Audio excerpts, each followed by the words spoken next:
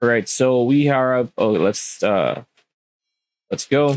Okay, so you gotta of course download the league client, the right client. As you can see here, we have the right client and the league client already installed. That's very easy to do. It's very straightforward. So now that we have open League of Legends, all you need to do is click on play.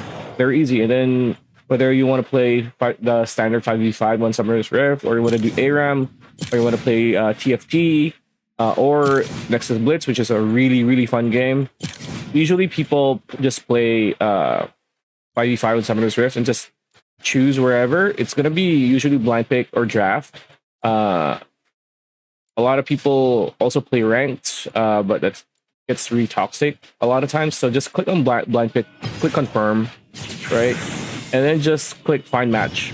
And it's gonna, there you go, right? So just click accept and you're gonna be brought to the screen. If nobody rejects or declines the match, you're gonna choose your champion and then just start playing the game. As you can see, somebody declined, but usually that's how you start doing it. And yeah, that's pretty much it. That's a video. Hope you liked it. Like, comment, share, subscribe, ring that bell icon. We'll see you on the next one.